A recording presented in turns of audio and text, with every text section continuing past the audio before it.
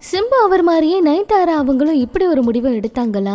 அப்பா இருந்த சமயத்துல கூட நான் சிரிச்சேன், என்ன ரொம்ப ஃபீல் பண்ண வச்சுட்டாங்கன்னு சமந்தா அவங்க என்ன சொன்னாங்கன்னு தெரியுமா? நானும் விஜய் அண்ணாவும் எதிரி இல்லையே அப்படின்னு சொல்லி கேப்டன் அவருடைய மகன் விஜய பிரபாகரன் அவர் என்ன சொல்லியிருக்காரு, பையன்கிட்ட இருந்து நிறைய விஷயம் கத்துக்கிட்டேன்னு சந்தானம் அவர் என்ன சொல்லியிருக்காரு. அதே போல 8 வருஷமா எனக்கு சுதந்திரம் இல்லைன்னு நடிகர் திலீப் உருக்கமா பேசியிருக்க விஷயங்களை வாங்க இந்த வீடியோல பார்க்கலாம். நம்ம எல்லாருக்கும் தெரியும், ஐசரி கணேஷ் அவருடைய வீட்டு திருமணம் ரொம்பவே நல்லா பிரம்மாண்டமா நடந்துச்சு.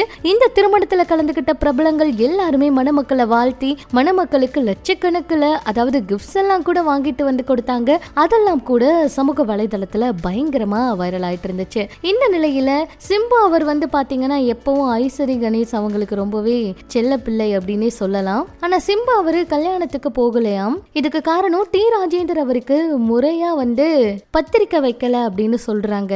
ஐசரி கணேஷ் அவர் நேர்ல வந்து பத்திரிக்கை வைக்கல, இதனாலதான் வந்து திருமணத்துக்கு சிம்பு அவர் வரல அப்படிங்கிற மாதிரி செய்தி வந்து வெளியாகி இருக்கு. அதே போலதான் நயன்தாரா அவங்களுக்கும் பத்திரிக்கை வைக்கல அப்படிங்கறதுனால நயன்தாரா அவங்களும் வந்து திருமணத்துக்கு வரல. இப்படி ஒரு சில பத்திரிகைகள்ல எழுதியிருக்காங்க. ஆனா அவங்க இங்க வராம மாலத்தீவுல நடக்கிற விசேஷத்துக்கு போனாலும் போவாங்க, சொல்ல முடியாது அப்படிங்கிற மாதிரியும் சொல்லிட்டு இருக்காங்க. என்ன நடக்க போகுதுன்னு வெயிட் பண்ணி பார்க்கலாம். இப்படி இது ஒரு பக்கம் இருக்க, சமந்தா அவங்க சமீபத்துல அவங்க வாழ்க்கையில நடந்த பல விஷயங்களை ரொம்ப வெளிப்படையா பேசிட்டு இருக்காங்க. அப்படிதான் சமந்தா அவங்களுடைய அப்பா இருந்த சமயத்துல ரொம்பவே உடஞ்சு அவ்வளவு தூரம் அழுதுருக்காங்க. அடுத்து வாழ்க்கையில என்ன நடக்க போகுதோ அப்படின்னு சொல்லி அந்த நேரத்துல நிறைய பேர் வந்து சமந்தா அவங்களை பார்த்து புகைப்படம் எடுக்க வந்திருக்காங்களாம். அந்த நேரத்துல என்ன செய்யறதுன்னே தெரியாம சமந்தா அவங்க ரசிகர்களை ஹர்ட் பண்ணக்கூடாது அந்த இடத்துலன்னு சொல்லி அவங்களுக்காக புகைப்படம் எடுத்துக்கிட்டாங்களாம். அது எனக்கு ரொம்ப கஷ்டமான தருணமா இருந்துச்சு. அவங்க வந்து அந்த டைம்ல கூட அப்படி கேட்கும்போது என்ன செய்யறதுன்னு எனக்கும் தெரியல, என்னால அவங்கள ஹர்ட் பண்ண முடியல அப்படிங்கிற மாதிரி சொல்லியிருக்காங்க.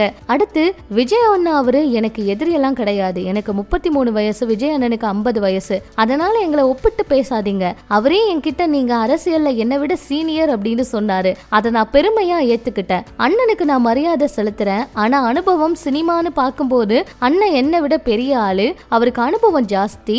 இப்ப அவரு கட்சி ஆரம்பிச்சு பல லட்சம் இளைஞர்களுக்கு அவரு பின்னாடி இருக்காங்க, அது அவருடைய பலம். அதே மாதிரி 20 வருஷம் முன்னாடி கேப்டன் பின்னாடியும் பல லட்சம் இளைஞர்கள் இருந்தாங்க, அது திமுகவோட பலம் அப்படின்னு விஜய பிரபாகரன் அவரு இந்த விஷயத்தை ரொம்ப நெகிழ்ச்சியோட சொல்லியிருக்காரு. அது மட்டும் இல்லாம சந்தானம் அவரு இப்ப ரீசெண்டா பேசும்போது பசங்கள்லாம் இப்போ ரொம்ப வளர்ந்துட்டாங்க, அதுவும் நல்ல விஷயம் தான், ஏன்னா அவங்க கிட்ட இருந்து நமக்கு நிறைய தகவல்கள் கிடைக்குது. என் பையன் இப்போ வந்து +2 படிச்சுட்டு இருக்காரு, அடுத்து காலேஜ் முடிச்சு டைரக்ஷன் பண்ணணும் அப்படின்னு சொல்லிட்டு இருக்காரு. இவங்க எல்லாம் வீட்டிலேயே என்ன கிரிஞ்சா இருக்கு பூமர் மாதிரின்னு சொல்றாங்கல்ல, அதுதாங்க நமக்கு ஒரு அப்டேட் அப்படின்னு சொல்லி இவரு இந்த ஒரு விஷயத்த சொல்லியிருக்காரு. அது மட்டும் இல்லாம திலீப் அவரு இப்ப சமீபத்துல 8 வருஷமா எனக்கு சுதந்திரமே இல்லை அப்படிங்கிற மாதிரி உருக்கமா ஒரு சில விஷயங்கள் வந்து சொல்லியிருக்காரு. அதாவது பாவனா அவங்களுடைய விஷயத்துல இவருக்கு வந்து வழக்கு பதியப்பட்டு நிறைய பிரச்சனைகள் எல்லாம் போயிட்டு இருந்துச்சு. கடந்த 8 வருஷமா என்னோட படங்கள் பத்தி மட்டுமே பேசிட்டு இருக்கேன், வேற எதை பத்தியும் பேச எனக்கு சுதந்திரம் இல்லை.